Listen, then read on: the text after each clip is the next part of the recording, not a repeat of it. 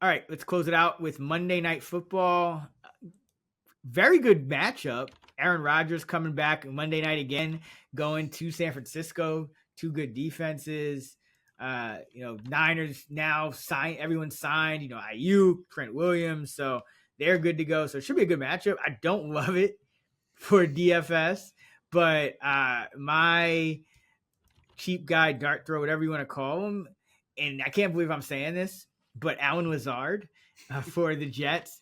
Everything I've been hearing is that they're maybe unreasonably high on Alan Lazard. Remember, he is Aaron Rodgers' buddy. So, last season Rodgers goes down after 4 snaps.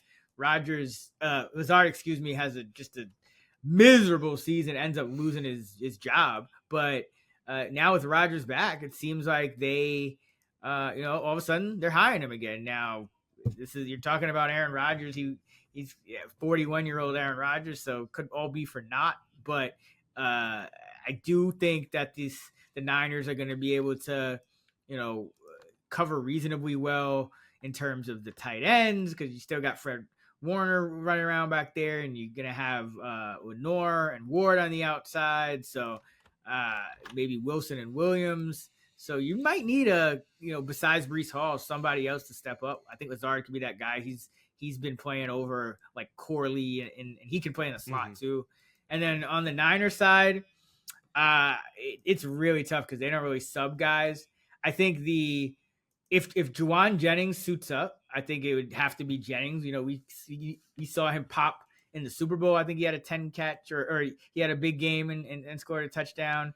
But this could be a down game relatively for guys like Debo and Ayuk, because the Jets have such good corners on the outside with Reed and Sauce. But if Jennings is out, remember Pearsall is on the NFI now because he just took the bullet to the chest, so he's recovering from that. So I think rookie Jacob Cowing, if he's active, would be intriguing. He had a pretty good camp, so he might end up being the number 3 receiver. If not him, it would probably be Chris Conley, who's a lot less inspiring. But just like the unknown with Cowing, if Jennings is out, and Cowing's active, obviously, because he could be a scratch, and they just go with Conley and like Bell. But I do think Cowing, I did think he looked good in the preseason. I think he caught a long, it was either a long touchdown or just a long pass or something. But I remember him popping a few times. Yeah, he's talented. I mean, I was going to ask you, you're going to answer my question, but like, what's going to happen if Jennings is out? And yeah, again, it could be the uninspiring Chris Conley, or they could give Cowing a shot. And Cowing, I watched that same game as you. He looked great. I watched quite a few games of him at Arizona. I was surprised he fell to the 4th round. I think he's pretty talented. And in this scheme, he could pop. So if Jennings is out, I think Cowing is definitely worth a flyer here.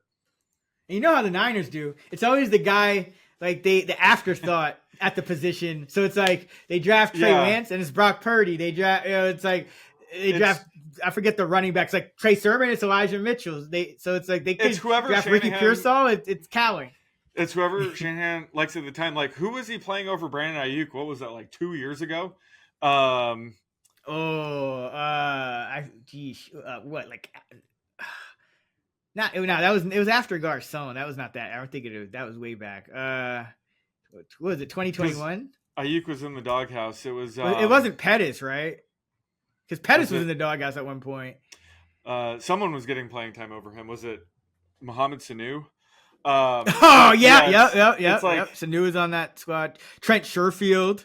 Yeah. Jennings. Yeah. But Ayuk was in the doghouse. So, I mean, Shanahan doesn't really follow the normal rules. And I think he loves Cowing. Again, he was great in camp, great in preseason. So you could give him a shot here.